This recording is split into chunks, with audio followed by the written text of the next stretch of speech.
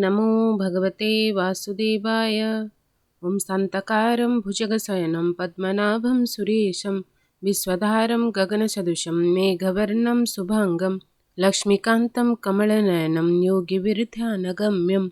वन्दे विष्णु भवभयहरं सर्वलोकैकनाथं। नमस्कार। आज आम ओडिया श्रीमद्भागवतर सप्तम स्कंधर चतुर्दश अध्याय पाठ करिबा। युधिष्ठिर उवाच शुण हे ब्रह्मार नंदन वनस्थ अवधूत धर्म शुणिली शास्त्रर प्रस्तावे गृहस्थ धर्म कह एबे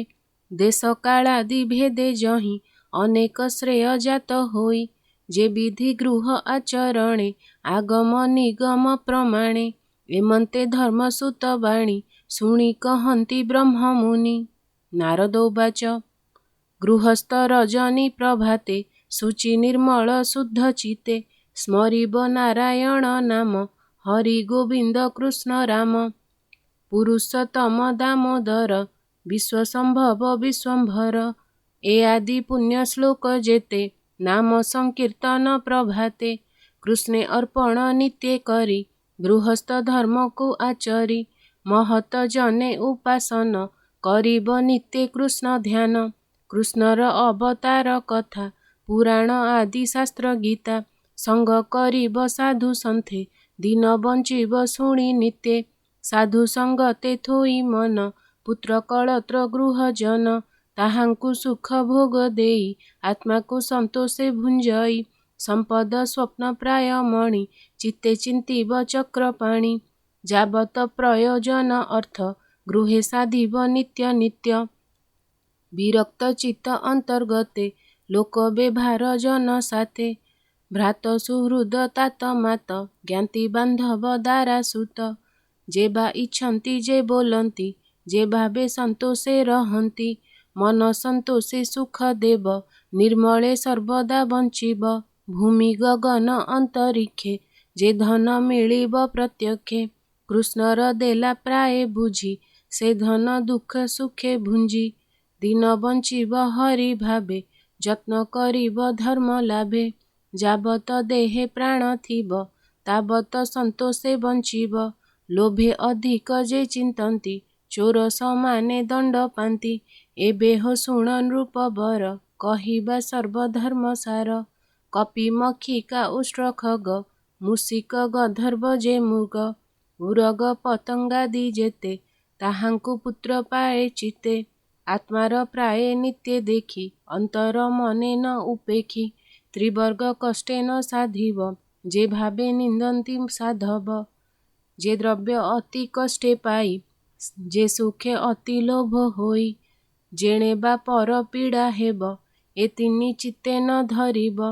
जे देश काल पात्र मते मिलई कर्मर आयते से भावे पोषिब जीवन देखिब सकले समान स्वान चंडाल अन्य जाति आत्मार प्राय तांकु चिंती विभागे भोग तांकु देव आत्मार पराए जे भाबी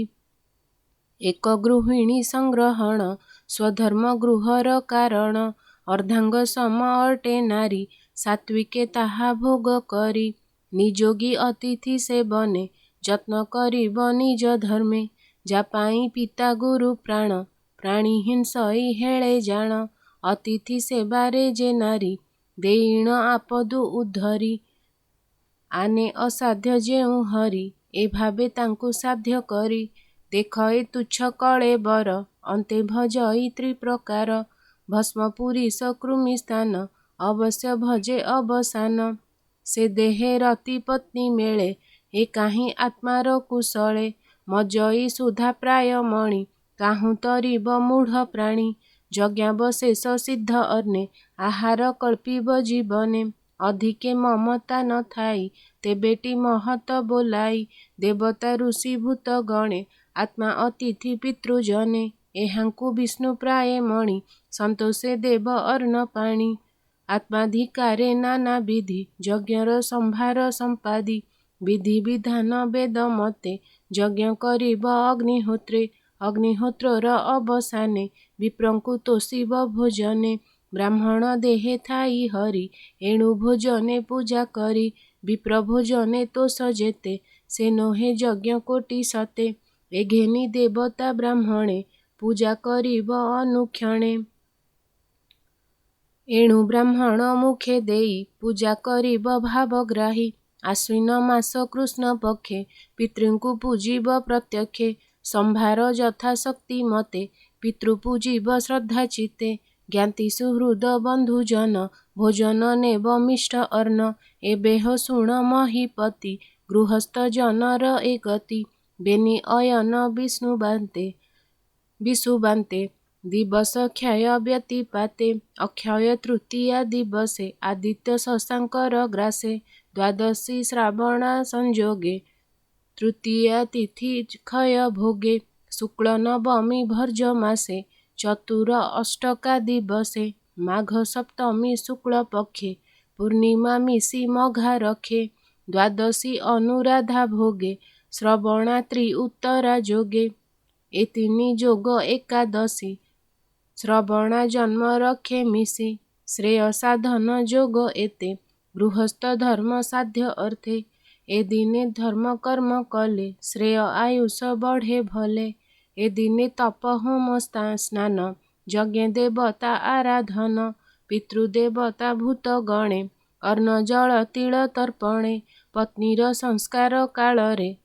अपत्य संभव दिନରେ ज्ञाति मरणे प्रेत कार्ये पूजिब बांधव समाजे एबेह शुण धर्म शिष्य कहिबा पुण्य स्थान देश विष्णु प्रतिमा बसे जहीं सचराचर विश्व तहीं सत्पात्र जन लभिक्ष जहीं से पुण्यतम देश कही ब्राह्मण कुल बसे जहीं दया तपस्या विद्या बही विष्णुर पूजा जहीं नित्य से पुण्य देश वेद मते गंगादि नदी जहीं बहे से पुण्य क्षेत्र वेद कहे पुष्कर आदि सरोवर जहीं बसंती विष्णुहर प्रयाग पुलह आश्रम नमिषारण्य पुण्य धाम प्रभास कुरु वज्रगड़ी गया मथुरा कुशस्थली से काशी पंपा बिंदुसर सेतुबंध जे रामेश्वर आश्रम नर नारायण नंदासीतया रामाश्रम महेन्द्र मलय पर्वते ए मध्य क्षेत्र छंती जेते ए सर्वस्थान हरि प्रिय तेणु जगते पुण्यमय से पुण्यतम देश भावी विष्णु प्रतिमा जहीं सेबी कैवल्य इच्छा जार चित्ते ए देशे सेहुथिब नित्य एबे कहिबा पात्र जेते शुण राजन शुद्ध चित्ते पुराण पुरुष मुरारी जार भियाण वसुंधरी सचराचर जा शरीर ऋषि देवता ब्रह्माहर अग्रे चरण पूजी जार तातहु पात्र के बा आर देवता ऋषि सिद्धेश्वर सनक आदि यज्ञ तोर सभारे सर्वजन थिले कृष्णଙ୍କୁ अग्रे पूजा कले एणु सकल पात्र सार अच्युत अटे नृप बर जीवराशिरे होई व्याप्त जे अंडकोश वृक्ष सत जे वृक्ष मूल जेणु हरि ताहांकु जेहु पूजा करी पूजिबा फल जगतर निश्चल भई सेहु नर जार शरीर जीव राशि जे अंडकोश मूले बसी जे हरि सर्वजीव मूल अशेष पुण्य कर्म फल नाना प्रपंचे पुर करी ता मध्य जीव रूप धरी हृदय पद्म मध्य सोहे पुरुषोत्तम नाम बहे तेणु पुरुष पात्रोत्तम जे नित्य रमे आत्मा राम जेणु ए पुरुषंक देहे से हरि तारतम्य रहे ए भावे संशय विचारी त्रेतादि जुगे मूर्ति करी संस्कार निगम आगमे पूजा करती ग्रामे ग्रामे से पूजा मात्रे तोष होती वांछित फल नित्य दियंती जे प्राणी परे हिंसा करे देवता पूजी से न तरे एणु पुरुषंकर मध्य जे विप्रज्ञानी वेद साधे तातहु पात्र आर नाही से विप्र निश्चय विष्णु देही जे कृष्ण आत्मा त्रिलोकर ब्राह्मणा देवता तांकर एणु से ब्राह्मण सचरण त्रैलोक्य निस्तार कारण ए भावे देश काल पात्र दीक्षादि धर्म दैवत नारद मुनि अनुरागे कहिले युधिष्ठिर आगे ए भागवत कृष्ण बाणी शुणी संसारु तर प्राणी ଏହା ଯେ ପଢ଼ନ୍ତି ଶୁଣନ୍ତି ସେ ଗୃହ ଦ୍ୱନ୍ଦ୍ୱେ न ପଡ଼ନ୍ତି। ସପ୍ତମ ସ୍କନ୍ଧେ ଭାଗବତ ଭଣଇ ଦାସ ଜଗନ୍ନାଥ इति श्रीमद्भागवते महापुराणे परमहंस संहितायां सप्तमस्कन्धे सदाचारनिर्णय नाम चतुर्दशोऽध्यायः। ओं नमो भगवते वासुदेवाय।